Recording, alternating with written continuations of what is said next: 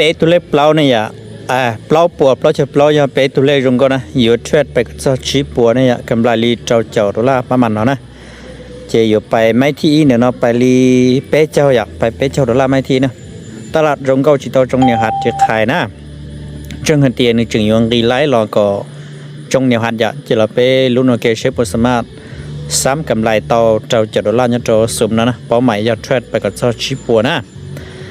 เราไปลุ้นโอเคเนี่ยเราจะเตียเทรดเจ้าชี้ปัวจังรงก็เที่ยวเทรดเลยอีไม้เพื่ออยากแถมอีไม้กับไลท์ลีชี้ปัวเป็ดเจ้าเต้นแต่เทียจะเราไปลุ้นโอเคนะเดี๋ยวฉัน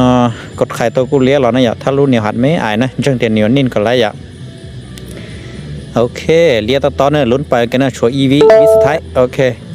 ไม้ที่อีวีนไปรงเก้านะมัวกับลายเลยนะอยากจะชินจัดเราจะเราเราจะจ่อนะเราปวดเราจะเราปวดจะจ่ออยากกำไรลี1 กับ2 ดอลลาร์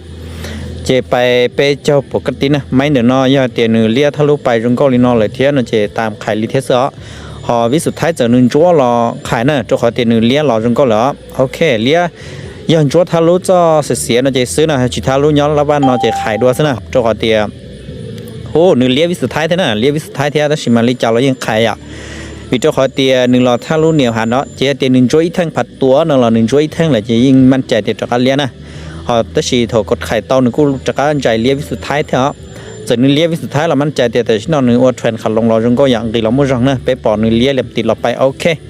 เลี้ยต่อแล้วนะเลี้ยต่อเลยเนาะเทเจมั่นใจนะไม้นอไม้ที่อ้อนะอย่าตลาดชิมัวกันเปลี่ยนแปลงเจนอจงก็โดนนะไปวินิ่งไว้โอเคตลาดนิ่งนะอย่า1 คู่ชิสวินบ่จะนะ